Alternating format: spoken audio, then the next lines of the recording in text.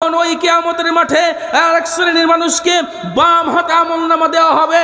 সে তখন বলবে, আফসোস করবে, ফায়াকুলু হা ইয়া লাইতানি, ফায়াকুলু হা ইয়া লাইতানি, ফায়াকুলু হা ইয়া লাইতানি লামুতা কিতাবিয়া। হায় আফসোস, হায় আফসোস, আজকে যদি আমাকে আমার আমলনামাটা আমার বাম হাতে না দেওয়া হতো, ওলা মাদরি মা হিসাবিয়া, আজকে যদি আমাকে এই কিয়ামতের মাঠে, বিচারের ময়দানে, হাসরের ময়দানে আজকে যদি আমাকে উপস্থিত না হতে হতো, ইয়া লাইতাহা কানাতিল কাদিয়া, হায় আফসোস, আমি যখন মারা গিয়েছিলাম আমার মৃত্যুটাই যদি আমার জন্য শেষ হয়ে যেত, তাহলে আমার জন্য কতই না ভালো হতো, কতই না ভালো হতো, কতই না ভালো হতো।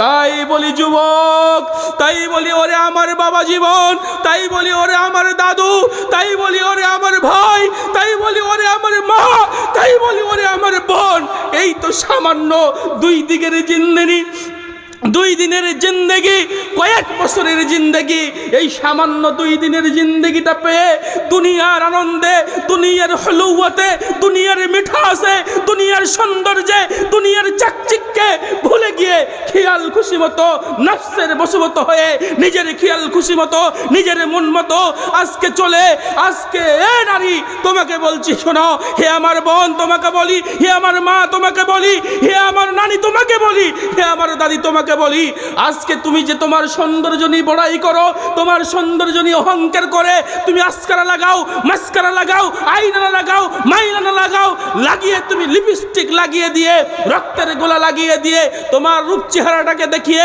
প্রদর্শন করে তুমি ছুটতে থাকো, ঘুরতে থাকো, তোমার এই রূপ চেহারা সেদিন আর থাকবে না, সেদিন আফসোস করতে হবে আর বলতে হবে, ইয়া লাইতাহা কানাতিল কাদিয়া, হায় আফসোস, আমি যখন মারা গিয়েছিলাম ওই মৃত্যুটাই যদি আমার শেষ হয়ে যেত, আর আমাকে যদি জীবিত না হতো, আমাকে যদি এই হাসরের ময়দানে না আসতে হতো, আমার জন্য কতটাই না ভালো হতো। তাই বলতে চাই, দুনিয়ার বুকে যেই কয়দিন আমি আপনি আছি, ক্ষণস্থায়ী একটা জিন্দেগি, এই ক্ষণস্থায়ী জিন্দেগিতে দুনিয়ার জীবনটাকে প্রাধান্য দিয়ে মন চাহি মতো জিন্দেগি যাপন করে অফুরন্ত সুখ পরকাল হারাবেন না, অফুরন্ত নিয়ামত পরকাল হারাবেন না। কথায় আছে, সুখের মতো সুখ না হলে সেই বা কেমন সুখ, দুঃখের মতো দুঃখ না হলে সেই বা কেমন দুঃখ।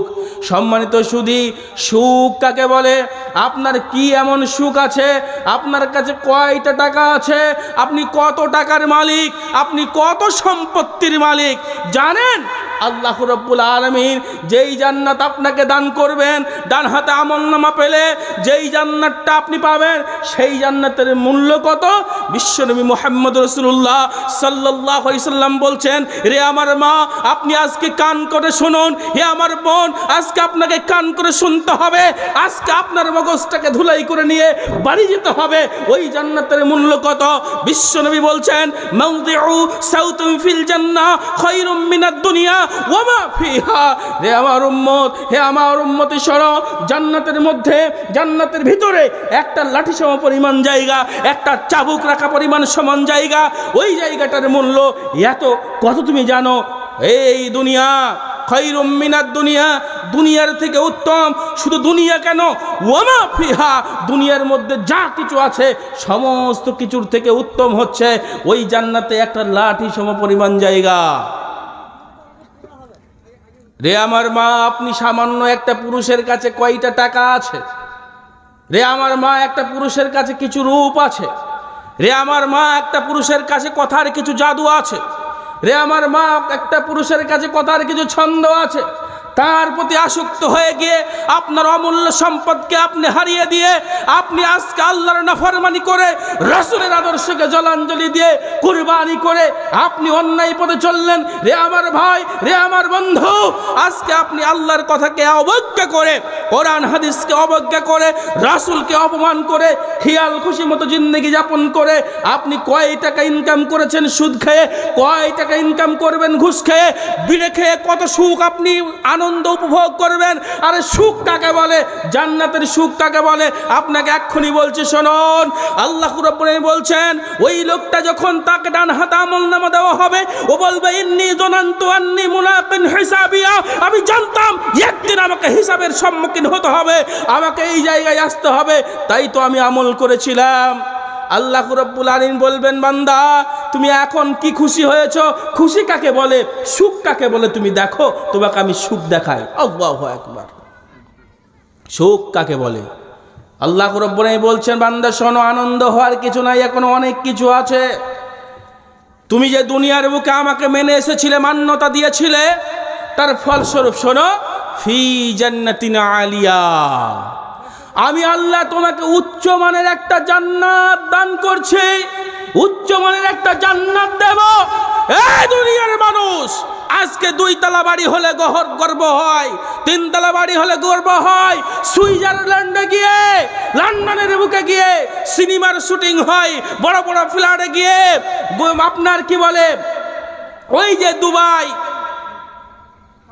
বুর্জ খলিফা আছে না, কোথায় গো, কুয়েতে না দুবাইয়ে ওই বুর্জ খলিফা দেখে আমাদের মনের ভিতরে অনেক কিছু জাগে। শোনো আল্লাহ রাব্বুল আলামিনের জান্নাত, যেই জান্নাতটা তৈরি করা হয়েছে একটা স্বর্ণের ইট দিয়ে, একটা রূপার ইট দিয়ে, মিশকা আম্বারের সুগন্ধ দিয়ে তার মশলা বালুগুলো বানানো হয়েছে। সুবহানাল্লাহি বিহামদিহি।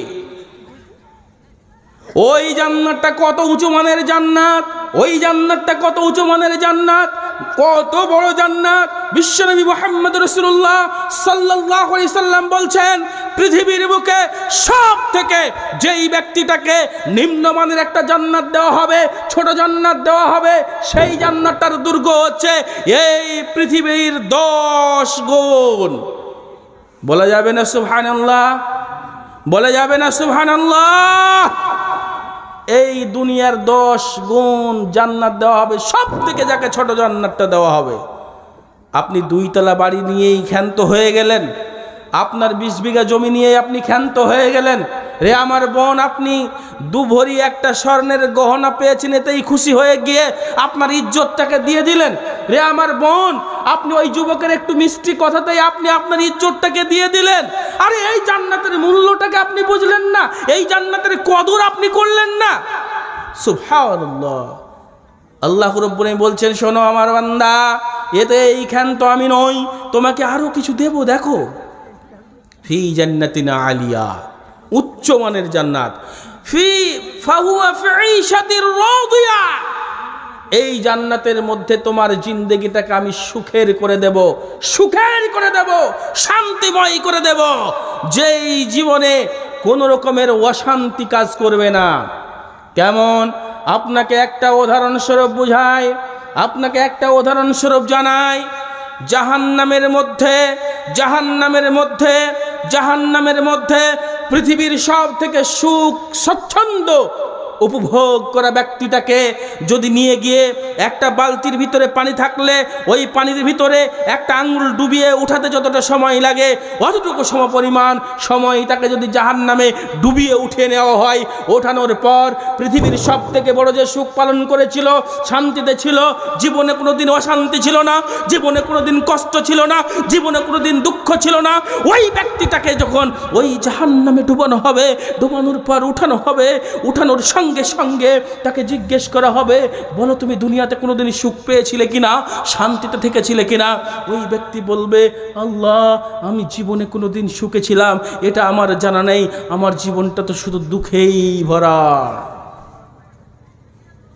ভেবে দেখেন পক্ষান্তরে দুনিয়ার বুকে যেই লোকটা জীবনে কোনোদিন সুখে ছিল না, শান্তিতে ছিল না, জীবনে শুধু দুঃখ, জীবনে শুধু দুঃখ, কষ্ট আর কষ্ট, দুঃখ আর দুঃখ, লাঞ্ছনা আর লাঞ্ছনা, ওই ব্যক্তিকে নিয়ে গিয়ে একইভাবে জান্নাতের মধ্যে ঢোকানো হবে, ঢুকিয়েই উঠে নেওয়া হবে, 1 সেকেন্ডও সময় লাগবে না। তারপরে ওই ব্যক্তিকে জিজ্ঞেস করা হবে, বলো তুমি দুনিয়াতে কোনোদিন কষ্টে ছিলে কিনা? ওই লোকটা বলবে, আল্লাহ দুনিয়ার বুকে কষ্ট কি জিনিস আমি জীবনে দেখিনি, আমার জিন্দেগি তো শুধু সুখের সুখের সুখের। আল্লাহু আকবার। আপনার কাছে যতই টাকা থাক না কেন, আপনার কাছে যত পয়সাই থাক না কেন, আপনার জীবনে দুঃখ আছে, আপনার জীবনে কষ্ট আছে, আপনার জীবনে অভাব আছে।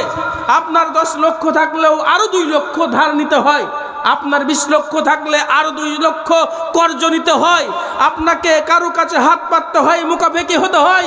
কিন্তু আল্লাহ রাব্বুল আলামিনের জান্নাত যখন আপনি যাবেন, আপনাকে কারো মুখাপেক্ষি হওয়ার লাগবে না, কারো মুখাপেক্ষি হতে হবে না।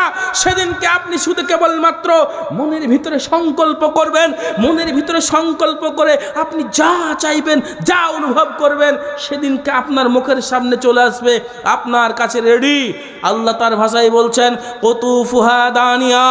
ওই জান্নাতের মধ্যে একজন ব্যক্তি যদি মনে করে আমি আঙ্গুর খাবো, ওই জান্নাতের ভিতরে যদি একজন ব্যক্তি মনে করে আমি বেদানা খাবো, ওই জান্নাতের ভিতরে একজন ব্যক্তি যদি মনে করে আমি খাজুর খাবো, ওই জান্নাতের ভিতরে একজন ব্যক্তি তার যে কোনো খাবারের সে ইচ্ছা করলে কুতুফুহা দানিয়া তার মুখের সামনে এসে ঝুঁকে চলে আসবে, শুধু হা করে কুত করে গিললেই হয়ে যাবে। আচ্ছা বলেন তো, আমার মা শোনেন, আপনাকে ওষুধ দেব, আপনার জন্য আমি ঔষধ নিয়ে রেডি আছি, অ্যান্টিবায়োটিক ওষুধ আমার কাছে আছে, এক্ষুনি আপনাকে পুশ করব, আপনার শরীরে যা রোগ আছে ক্যান্সার থেকে শুরু করে বড় বড় রোগ সেরে যাবে ইনশাল্লাহ, একটু থামেন। আজকের ভালো লাগে না, বলে সেই আগের তাজিবুরা নাই রে, কি যে বলছে বুঝতে পারছেন, কথা বুঝলেন না?